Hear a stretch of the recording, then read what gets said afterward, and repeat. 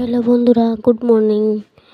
আজকে আমি তোমরা লগে শেয়ার করবো আমার বাড়ির থেকে কয়েকটা ক্ষীরা গাছ লাগাইছি, মানে অল্প 10-12টার মতন। এর ভিতরে আবার ছোটো ছোটো ক্ষীরা আছে 10-12টার মতন।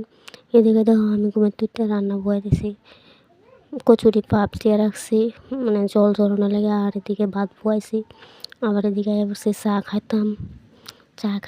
চা খাইবার আগে আমার কচু বয়ে দিয়েছি। এদিকে চাটা খাইয়া আমি কচু নামাইয়া তারপরে আবার মাছ তরকারি রাঁধছি। মাছ তরকারি রান্না সেরা তার মধ্যে আবার গেছিরা ঘরে ঘরে গিয়ে সেরা আবার ঘর গুছাইছি, মানে বিছনা তুলছি। কারণ সকালবেলা টাইম পাই না, আমি বাসি কাজ করলে সেটা বিছনা তুলতাম। তারপরে আমি রান্না বান্না কইরা সেরা মানে বিছনা তুলছি, ঘরটা গুছাই তারপরে আবার আমি ভাবলাম যে কয়টা বড়া করুম। তারপরে এই গাছটা অনেক দিন ধরে মানে মনে হয়ে এসছে, পাতা দিয়ে আর খাওয়া পড়ে না। আর পাতাটিও মানে খুব সুন্দর দেখতে, একবারে পরিষ্কার। আর এটা কী গাছ আমি জানি না, কিন্তু আমি জানি এটি যে খাইতে পারে, খাওয়ান যা যায় আমি জানি। তোমরা অবশ্যই জানলে কমেন্ট করে জানাইবা এটা কী গাছ। আর এদিকে আমি ভালো করে ধুইয়া তারপরে কুচাই নিছি। তার মধ্যে দিছি পেঁয়াজ কুচি, কালো জিরা, তারপরে গুঁড়া হলুদ, লঙ্কা গুঁড়া, জিরা গুঁড়া, আর এদিকে লঙ্কা গুঁড়া। তারপরে দিয়ে দিব এবার লঙ্কাটা তোমরা যে যেমন ঝাল খাও এমন দিতে পারো, আর আমরা ঝাল কম খাই। তারপরে দিয়ে দিছি আমি চালের গুঁড়া, আর এদিকে দিয়ে দিছি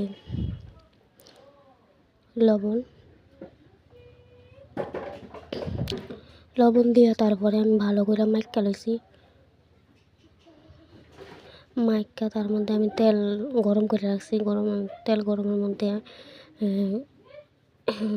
দিয়ে দিছি বড়া একটু একটু করে।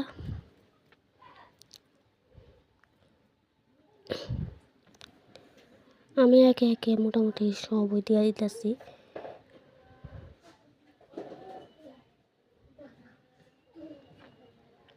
এদিকে আমি সব কিছু দিয়ে সেরে তারপরে মানে একটা উল্টানি দিতেছি আগে।